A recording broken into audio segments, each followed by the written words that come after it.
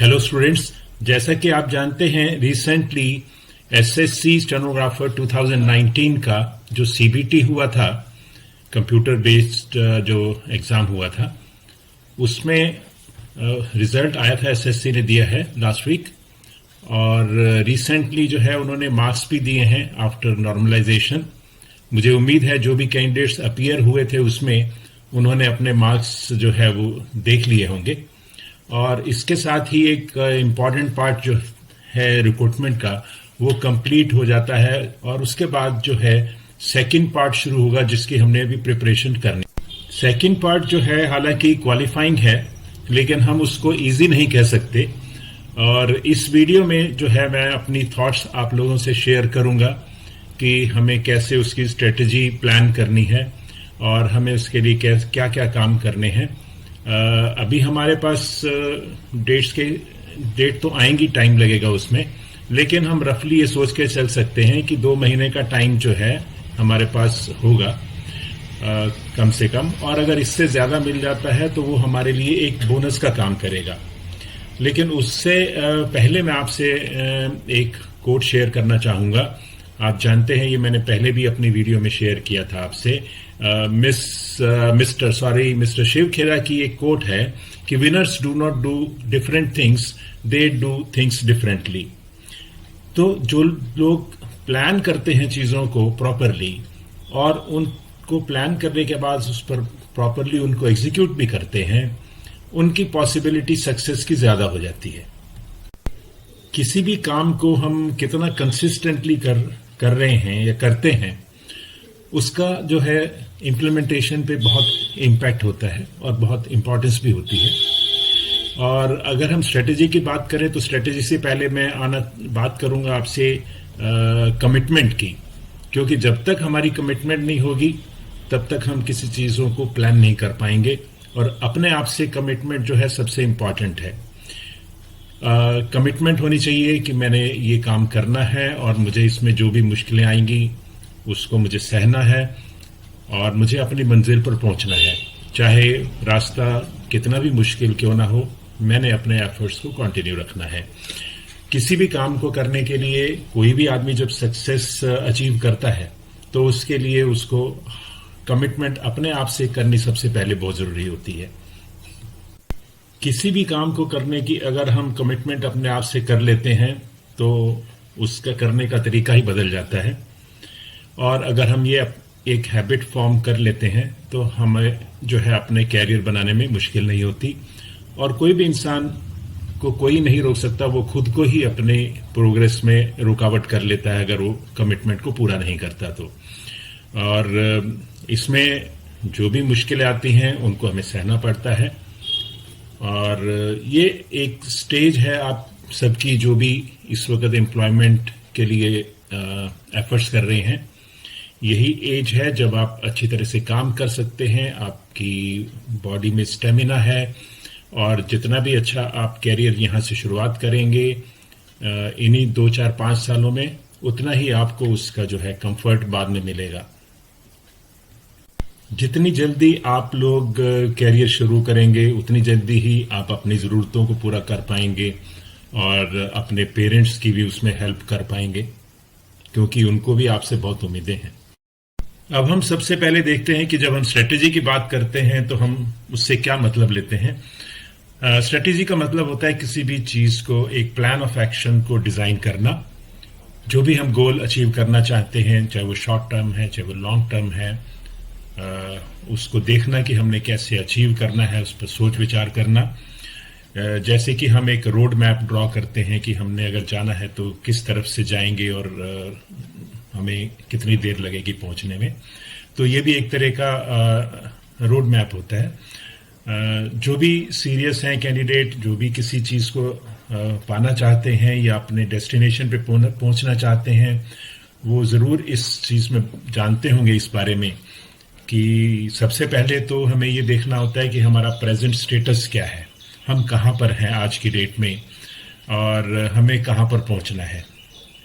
अगर हम बात करें किसी उसको अचीव करने की, तो ये हमें ज़रूर सोच विचार पहले करना होगा कि हमने कितने समय में किस स्टेज पर पहुंचना है और पीरियडिकली क्या क्या अचीवमेंट उसमें हमने करनी है। अगर हम इसकी स्किल एग्ज़ाम की बात करें तो आज के स्टेटस में आपको देखना होगा कि आपकी स्पीड कितनी है और एक्यूरेसी कितनी है, और क्या आपको किसी ट्यूटर की या किसी और की हेल्प चाहिए, किसी फ्रेंड की हेल्प चाहिए, तो वो आपको सोचना पड़ेगा। और फिर अगर ट्यूटर भी है तो क्या आप ऑफलाइन आपके लिए कन्वीनियंट रहेगा या ऑनलाइन कन्वीनियंट रहेगा, ये सभी चीज़ें आपको शुरू में सोचनी पड़ेंगी, इस बारे में डिसाइड करना पड़ेगा और इस एक छोटा सा डिसीजन भी लेना पड़ेगा ताकि आप उसको इम्प्लीमेंट कर सके और अपने डेस्टिनेशन पे पहुंचने की पूरी कोशिश कर सके। उसके बाद आती है बात प्रिपेयर्डनेस की कि आप कितना प्रिपेयर्ड हैं हार्डवर्क करने के लिए, क्योंकि वो बहुत ज़रूरी है।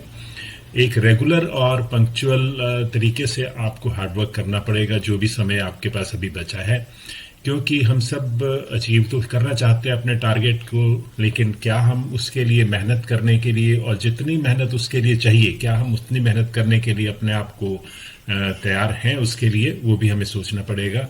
मेरे हिसाब से हर कैंडिडेट को मिनिमम 4 से 6 घंटे डेली इस स्किल की प्रिपरेशन में लगाने पड़ेंगे और इससे ज़्यादा हो सके तो ठीक है, 6 से 8 घंटे सफिशिएंट हैं। उसके अलावा आपको रेगुलर सिटिंग्स करनी पड़ेंगी, ट्रांसक्रिप्शन करनी पड़ेगी रेगुलर, और उसकी एडिक्वेट प्रैक्टिस करनी पड़ेगी या उससे रिलेटेड और भी एक्टिविटीज़ जो है करनी पड़ेंगी। ये सिटिंग जो है ये एट ए स्ट्रेच नहीं, मतलब कुछ इंटरवल्स में हो सकती है और कम से कम 1 घंटा तो ज़रूरी बैठना चाहिए इसमें। और इसके अलावा एक और चीज़ ज़रूरी है कि आपको एक बहुत अच्छा बैलेंस रखना है अपने माइंड और बॉडी का। एक तो पॉजिटिव सोचना है आपको, चीज़ों को पॉजिटिव सोचेंगे तो हमारे पास एनर्जी ज़्यादा बनती रहेगी और हम उस पर काम करते रहेंगे। और उसके बाद आपने अपने बॉडी के बारे में, अपनी हेल्थ के बारे में भी इक्वली आपको कंसर्न रहना है और उसका ध्यान रखना है, क्योंकि अभी गर्मियाँ शुरू हो रही हैं और इसमें जैसे ही हम खाना खाते हैं और पानी पी लेते हैं तो नेचुरली नींद आनी शुरू हो जाती है। ये भी चीज़ें आपको ध्यान में रखनी है। और मैं तो आपको ये सलाह दूंगा कि आप कोई भी मील्स लें उसके कम से कम 1 घंटे बाद पानी पीजिए। ये बहुत अच्छी हैबिट है जो मैंने फॉर्म की थी आज से 3-4 डिकेड्स पहले, और उसका एडवांटेज आपको ज़रूर होता है, नींद नहीं आती जल्दी। और कभी भी आप ज़्यादा ओवर ईट मत कीजिए, रीज़नेबल खाइए ताकि आपको नींद नहीं आए। और इसके अलावा मैं ये भी कहूँगा कि आपका हर मोमेंट जो है आजकल बहुत कीमती है, ये समय आपके लिए, और आपने ज़रूर माइंड और बॉडी का बैलेंस बनाकर चलना है। अब मैं आपसे कुछ टिप्स शेयर करना चाहूँगा।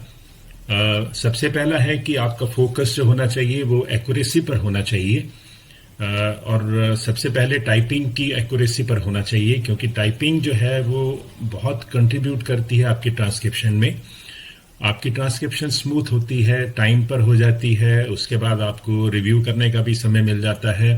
आप टाइपिंग को अंडर एस्टिमेट मत कीजिए, रेगुलर टाइपिंग करिए, चाहे दिन में 2 बार कर सकते हैं अगर आप चाहें तो, और आधा घंटा तो ज़रूर टाइप करिए। अगर इससे ज़्यादा आप कर पाएँ तो अच्छी बात है, 1 घंटा मैक्सिमम ठीक है। डेली टाइपिंग करने से हमें जो है पता नहीं लगता, आस्ते आस्ते स्पीड बढ़ जाती है। बट जब भी करें टाइपिंग तो फोकस होना चाहिए आपका एक्यूरेसी पर, और जब हमारी किसी भी चीज़ में एक्यूरेसी होती है और उसमें हम लगातार करते रहते हैं तो उसमें नेचुरल होता है कि उसकी स्पीड बढ़ती है। पहला तो टाइपिंग हो गया। उसके बाद डेली आपको एक ट्रांसक्रिप्शन ज़रूर करनी है और पूरा साइकिल उसका करना ट्रांसक्रिप्शन का। मैंने अपनी और वीडियोस में भी इस बारे में बताया है। पूरे साइकिल की अगर मैं बात करूं तो उसमें आता है कि पहले डिक्टेशन को लेना, फिर उसको चेक करना, फिर उसके वर्ड्स और फ्रेजेस हैं उसको उसकी एडिक्वेट प्रैक्टिस करना, 2-3 घंटे प्रैक्टिस करना, फिर उसके बाद उसी पैसेज को कम से कम 2-3 बार डिफरेंट स्पीड्स पर लिखना। और उसके बाद आता है कि क्योंकि हमें अभी श्योर नहीं है कितना समय बचा है इसमें, और दूसरा हमें ये भी नहीं मालूम कि पैसेज किस तरह का आएगा एसएससी में, क्योंकि कभी कभी ट्रेंड चेंज होते रहे हैं पास्ट में भी। तो हम ये सोच के चलते हैं कि हमें जो प्रिपरेशन करनी है वो हर तरह के मैटर्स पे करनी है, चाहे वो सर कैलाश चंद्रा मैगजीन में से हो, चाहे वो प्रोग्रेसिव मैगजीन में से हो, चाहे वो प्रेजेंट स्पीचेस हो, या उसके अलावा कोई जनरल जो सब्जेक्ट्स हैं जिसकी मैंने वीडियो अपलोड की है टाइम टू टाइम, तो सभी की प्रैक्टिस करनी है। डिफिकल्टी लेवल आप जानते ही हैं, सबसे पहले सर कैलाश चंद्रा मैगजीन आएगी, उसके बाद जो है प्रोग्रेसिव मैगजीन, उसके बाद प्रेसिडेंट स्पीचेस और जो और मटेरियल है वो आएंगे। इन चीज़ों को हम टेकअप कर सकते हैं। अगर हम टारगेट स्पीड की बात करें तो हमें जो है मैक्सिमम 90 सफिशिएंट है हमारे लिए, क्योंकि फ्लक्चुएशन जो है एसएससी में ज़्यादा 5 वर्ड्स की होती है, फिर भी हम 90 वर्ड्स तक जो है स्पीड कर सकते हैं, प्रैक्टिस कर सकते हैं। और इसके अलावा आपको चाहिए कि आप अपनी जो भी प्रोग्रेस हो रही है उसको मॉनिटर करते रहें समय समय पर, और जो उसमें करेक्टिव स्टेप्स चाहिए वो लेते रहें। प्रैक्टिस वर्ड्स और फ्रेजेस की पीरियोडिकल करिए, रजिस्टर बना के उसमें से आप करते रहिए, जैसे कि मैंने पहले भी कई वीडियोस में बता रखा है। इन कैंडिडेट्स ने ग्रेड सी के लिए भी देना है एग्जाम, वो भी 110 तक करें, ये मेरी सजेशन है। और एक्यूरेसी ज़्यादा ध्यान दें, ये नहीं कि स्पीड आप 100 की जगह 120 कर लो और उसमें एक्यूरेसी ना हो, 100 की जगह 110 कर लो, एक्यूरेसी हो तो वो आपको फायदा देगी। लास्ट में कहना चाहूँगा, आप लोग जो भी कैंडिडेट हैं पॉजिटिव सोचिए, अपने पर विश्वास करिए, बिलीफ रखिए अपने में, कूल और काम होकर अपनी प्रिपरेशंस कीजिए। जो भी आपने अभी तक किया है वो आपके काम आया है, और जो आप करेंगे वो भी आपके कल काम आएगा। मुझे यही कहना था आज की वीडियो में। मुझे उम्मीद है कि जो मैं कहना चाहता था मैं कह पाया हूँ और आप इसको पसंद भी करेंगे। इसके अलावा मैं एक लिंक भी दे रहा हूँ डिस्क्रिप्शन में, कुछ जो मैं ऑनलाइन हेल्प एक्सटेंड करता हूँ उसके बारे में, जिनको देखना हो तो वो वीडियो देख सकते हैं। Lastly, happy Holi to all of you and good luck. Thank you.